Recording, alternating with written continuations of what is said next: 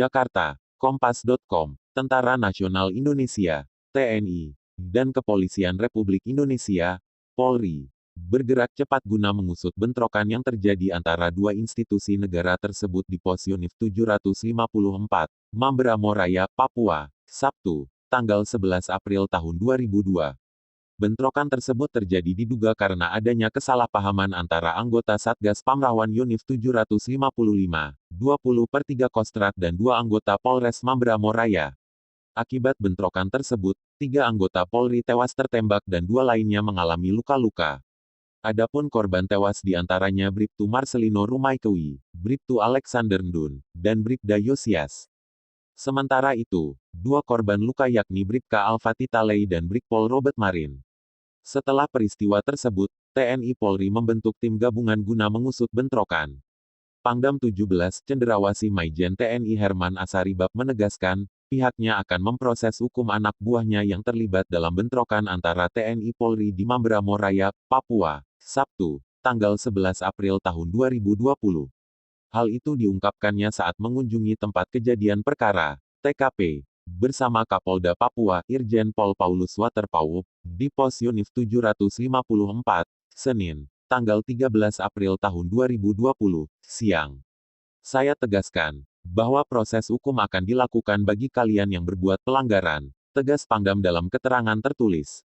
Selain itu, Herman akan mengevaluasi unsur pimpinan pos yang kurang mampu berkoordinasi dengan baik dengan institusi kepolisian. Dia tak ingin kejadian serupa kembali terjadi. Menurut dia, semua anggota TNI harus saling mengenal dengan anggota kepolisian. Bila saling mengenal, maka persoalan di lapangan akan cepat terselesaikan, kata dia. Pangdam juga mengingatkan agar prajurit yang bertugas di wilayah dapat menyesuaikan diri dengan lingkungan sosial di tempat mereka bertugas. Pahami kearifan lokal masyarakat dan jadikan bupati dan tokoh-tokoh masyarakat setempat sebagai orang tua kalian, supaya kalian tidak salah melangkah saat melaksanakan tugas, kata Herman di hadapan anggota Pos Satgas Yonif 754. Herman juga mengucapkan belasungkawa atas meninggalnya 3 polisi dalam bentrokan tersebut. Saya mewakili seluruh prajurit di Kodam 17, Cendrawasih ikut berduka cita bagi saudara-saudara kita yang sudah mendahului, dan bagi keluarga yang ditinggalkan diberi ketabahan, keikhlasan dan kesabaran, kata Herman. Dalam kesempatan lainnya, ia meminta maaf kepada jajaran kepolisian atas tewasnya anggota kepolisian ini. Asaribab yang turut serta dalam prosesi pelepasan ketiga jenazah memastikan sinergi antara TNI Polri tetap terjaga meski ada insiden itu. Menurut Asaribab, ia bersama Kapolda Papua Irjen Paulus Waterpauw akan terus menjaga kesolidan antara dua instansi tersebut. Pengamat militer Lembaga Studi Pertahanan dan Studi Strategis Indonesia, Beni Sukadis menilai perlu adanya transparansi tim gabungan Kodam 17 Cendrawasih dan Polda Papua untuk mengusut kasus bentrokan yang terjadi antara TNI Polri di Mamberamo Raya, Papua, Sabtu, tanggal 11 April tahun 2020. Beni mengatakan, tujuan transparansi tersebut supaya masyarakat dapat menerima penyebab bentrokan itu terjadi. Penyebab utama, akar masalahnya apa? Dan ini kan kalau tidak transparan soal bentrok ini yang sulit untuk menilai, orang luar kan sulit menerima, ujar Beni ketika dihubungi Kompas.com, Senin, tanggal 13 April tahun 2020.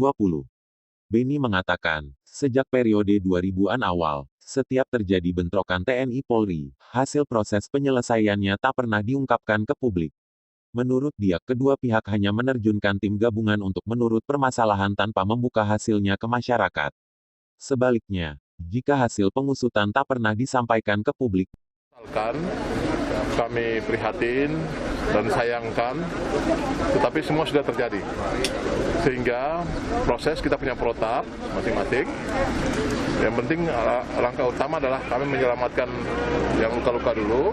Kemudian kita akan konsolidasi untuk menenangkan semua anggota kita, para prajurit kita, terutama para perwira yang kendali di lapangan untuk bisa menenangkan semuanya.